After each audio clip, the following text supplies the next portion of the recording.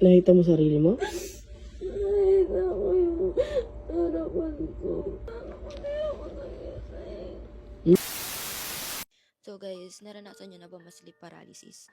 And kagabi, naranasan ko yun. And yun yung pinaka-worst and pinaka-nakakatakot na sleep paralysis na nangyari sa buong buhay ko. Na feeling ko, kung hindi ko siya nalabanan, hindi na ako magigising. Like, parang bangungot na yung mangyayari sa akin. Ganun siya kalala. So, insert ko dito yung short clip na nakuha na ni Daddy Earl nung nagising na ako and wala akong ibang ginawa kundi iyak ng iyak kasi sobrang takot na takot talaga ako. Nakita ko yung harapan ko. Tapos, hindi ko maramdaman yung katawan ko. Tapos, anong bibig ko, hindi ako makasalita. Hindi ako nagising. So, kwento ko sa inyo ng very quick yung panaginip ko. So, yung nakikita kong view sa panaginip ko, i-insert ko na lang dyan. And nakikita ko yung sarili ko. Nakikita ko yung paligid ko. Nakikita ko din yung mga tao sa baba, which is si Daddy Earl nung time na yun is naglalaro ng PC.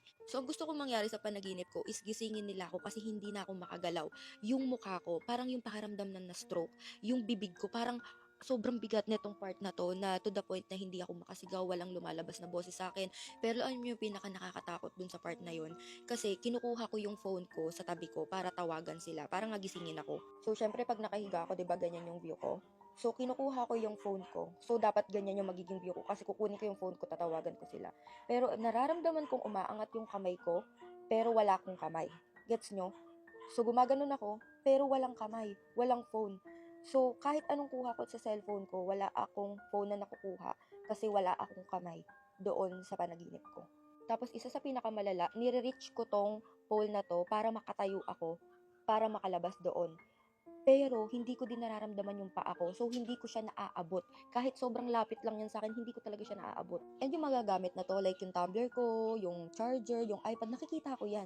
And pilit ko din siyang kinukuha para ibato ko dito sa salamin para makagawa ng noise, para umakyat sila.